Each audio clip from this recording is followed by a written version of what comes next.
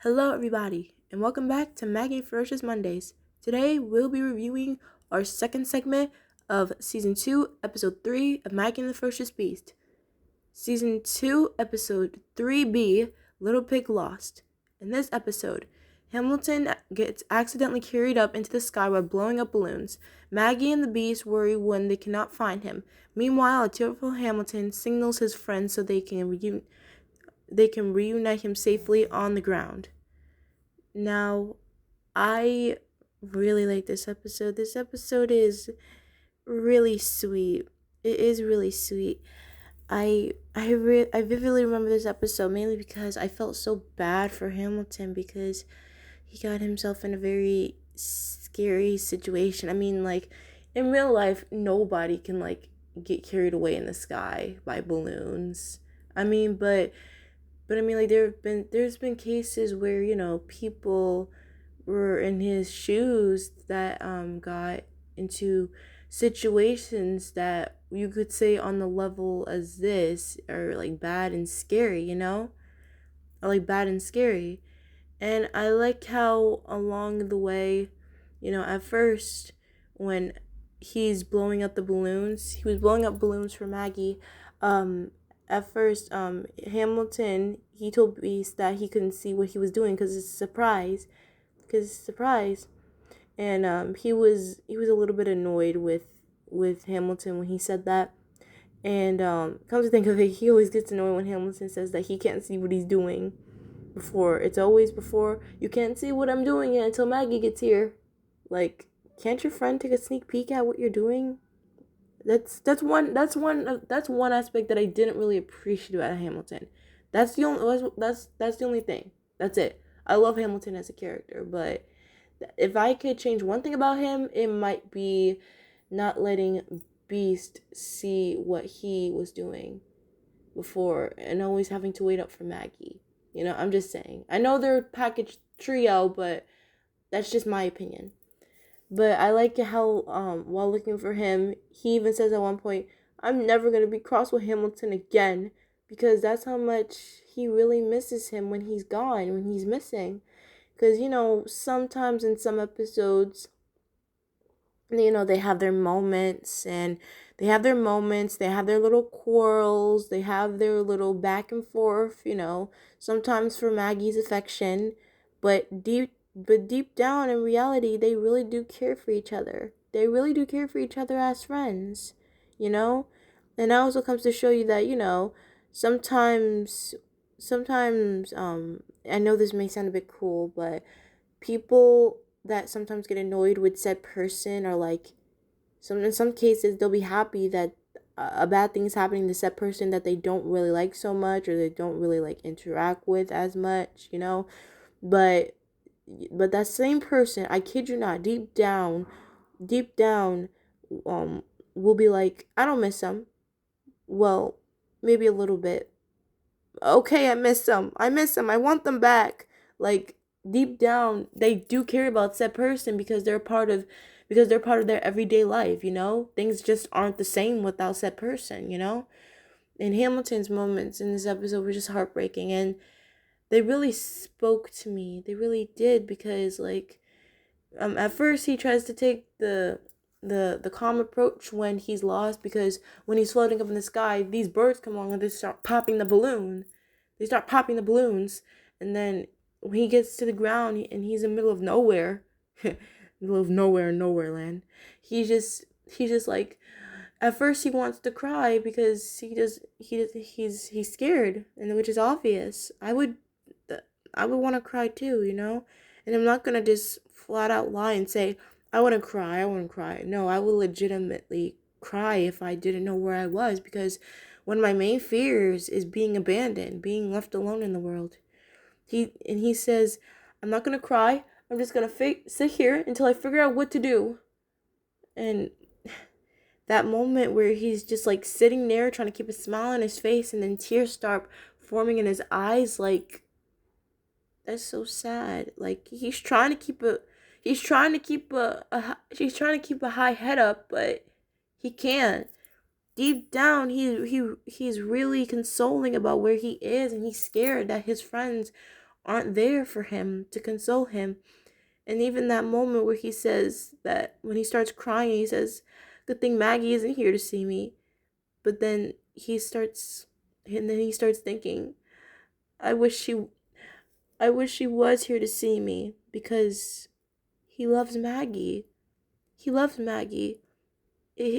Maggie's one of his favorite people in the world besides the Beast. But if there's one person that most definitely Hamilton can't live without, no offense to Beast, if not Beast, then Maggie. If not Beast, then Maggie. And he desperately wants his friends. He desperately does. And also, cutting back to Beast crying and wondering where Hamilton is, it's just really sad. And I like how Maggie is somewhat the straight woman in this. Not just in this case, but in most cases, you know. And she's trying to console Beast, and she's like, please don't, please don't cry, Beast.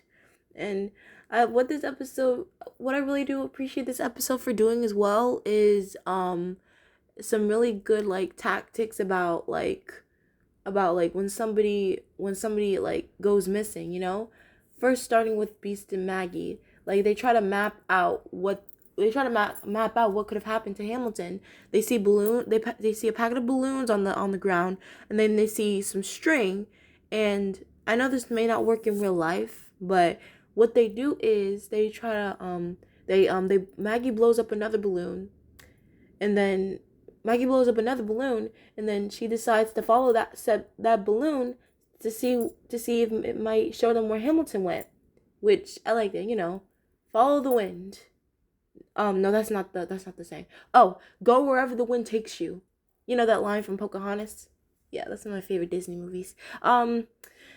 They then go on and follow it, and then what Hamilton does is really smart too. He takes a good approach. Instead of like wandering around, because if you keep on wandering around and trying to find somebody, it'll get even harder to find. It'll get even harder for separate people to find you, because you're moving all over the place. What you do is stay where you are, and if you have anything on you that can probably like make a signal or something, that could probably work. And what he does, he uses the string off of his sweater to put the balloon up in the sky. And it is so sad. We see his sweater unraveling, and it's really sad. It's really sad, but hey, those are one of the survival tactics you have to do. It's a sacrifice. It's a sacrifice. If I was wearing a ball gown and if I had to sacrifice it just to make a signal up in the sky for people to see me, I would have to do it. I would have to take the risk. And then that signal was able to help lead to his friends to him and find him. And they were saying that we were so worried about you. And he, at first he lied, saying that he didn't cry. But then when Maggie says that he could fix his sweater and she'll have it done, she'll have it fixed by tomorrow. He starts crying again and saying it is his favorite sweater, and he says that I haven't been telling you the truth. I did cry because I was scared that you wouldn't find me or see me anymore. And Maggie then suggests that I think it's time that we all go home. And we have one of the birds who popped the balloons early in the episode with a balloon tied around its leg. So overall, I think this episode was really super duper sweet. It was also, I feel like this episode had a good balance between sad moments, heartwarming moments, and somewhat funny moments as well. And I think, to be honest, I can't choose. Spoiler alert, I have no problem. Next episode might be a teeny tiny bit of a weak link. Just a heads up. But I don't know. Between just a little off the top and this one, it's hard to explain. It's hard to see which one is the best, because both of these episodes, in my opinion, I feel like they're really good in their own ways. But I don't know. But one thing these episodes do have in common is being a 10, because this episode's a 10. I really like this episode. It was really, really good.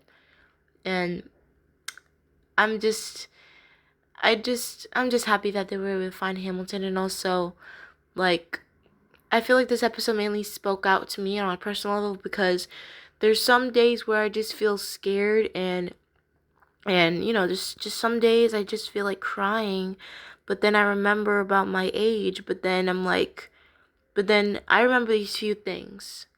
I remember these few things that my grandmother told me. So be it if I cry. If I want to have a cry, then let me. As long as I'm not crying about certain needs that I want, and I'm crying about because I'm sad, I'm scared, then let me. As long as I'm not crying out of greed. God gave me a will to have emotion. He gave me a will to have my feelings be expressed. And if it's by tears, then I'm going to use it. He gave me free will. He gave us free will to cry. So if you ever feel scared, or you ever feel like you're just having a hard day and if you just want to cry, then so be it. The man who created us has no problem with you. He has no problem with us having a little cry. He has no problem with us consoling ourselves. He has no problem with us feeling emotions. And for those of you who feel like you gotta be tough, you gotta be tough. Only certain people cry, only sissies cry. Then I'm just gonna assume that you have no emotion whatsoever. But for all you other people out there that believe that no matter how old you get, you can have a short cry, then I have faith in you. Not saying I don't have faith in the people that don't often cry. I have faith in you too, but just remember, you have feelings too. We all have feelings. And we deserve to let them out. You know? We deserve to just cry if we have to. If we're scared. You know? So, with that little conversation aside, I think this is a really good episode. And it is tied up there with sorry about the sirens. It's tied up there with just a little off the top. So, yeah, this episode's a 10, and I really, really, really liked it. So, with all that being said, we only have one more segment left in this batch of episodes. So, with that being said, tune in to me next time as we'll be reviewing our last segment of our third batch of episodes in this season. Season 2, Episode 3C, The Cecil Bunyan's Detective Agency. That was a mouthful of a title. See you all next time. Great. Googly moogly.